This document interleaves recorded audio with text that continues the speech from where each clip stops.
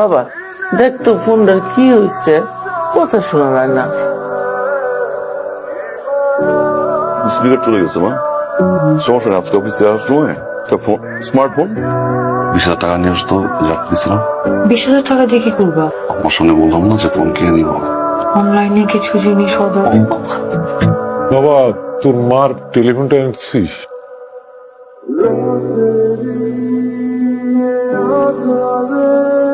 বাবা, টেলিফোন আনার জন্য যে টাকাটা আমার কাছে ছিল ওটা আমি অনলাইনে খরচ করে ফেলছি, সেই জন্য এই মাসে টেলিফোনটা আনতে পারে নাই। নেক্সট মাসের বেতন থেকে কিনে দিবে বলছে। মা, আপনি ততদিন চাইলে আমার ফোনটা ইউজ করতে পারেন। সমস্যা নাই।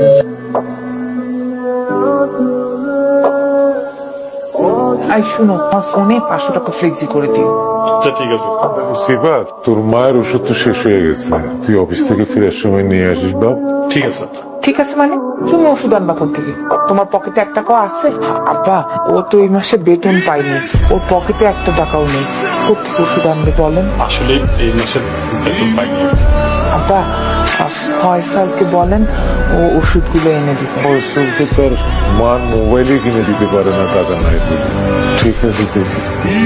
কথা কথা টাকা মিশা কথা কেমনে কর? আজব একটা ভুন্দা লোক, একটা কথা না বললে সংসারে আয় উন্নতি হয়।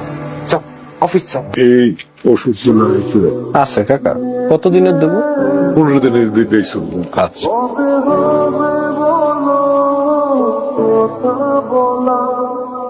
কাকা 2230 টাকা দাম হয়েছে। আমি ওই 2 দিন পরে এসে টাকাটা দিয়ে দেবো।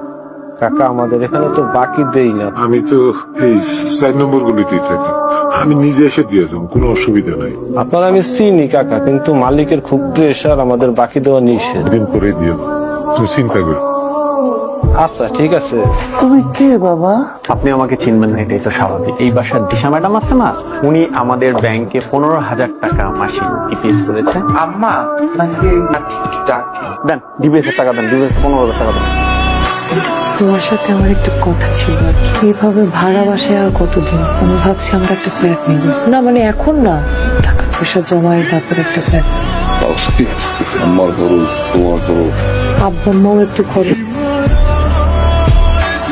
না মানে ফ্ল্যাটটা কিনলে তো আব্বা আম্মাও আমাদের সাথে থাকবে না। বড় ভাইরা ডিপিএস খুলছে 15,000 টাকা।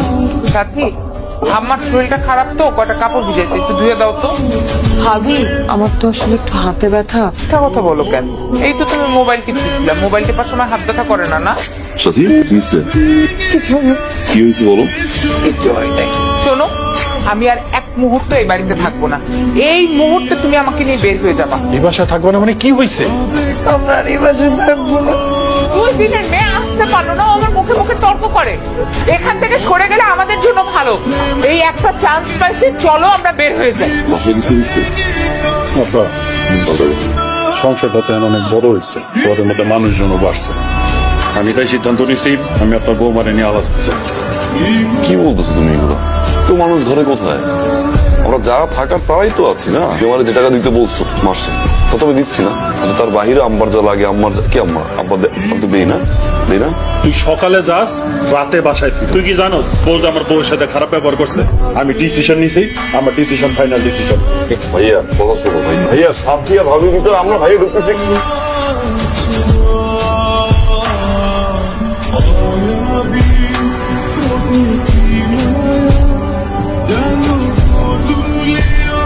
সবই তো বুঝলাম, আপনি এই অবস্থায় চাকরি করতে পারবেন? পারুম স্যার।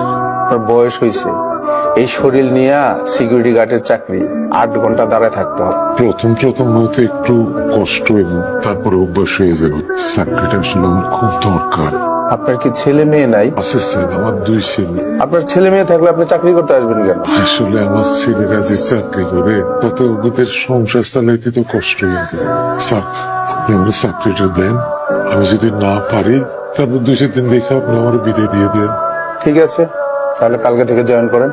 কি রে, তোরা কই যাস? বুঝলে মানে আব্বা, চলে যেতেছি। তুই যাইস না বাবা। আপনি দেখেন না যে ওই বউ ওর সাথে কেমন ব্যবহার করে? এইভাবে কি এই বাসাতে থাকা যায় না? আমি এই বাসাতে থাকবো না আব্বা, আমি গেলাম।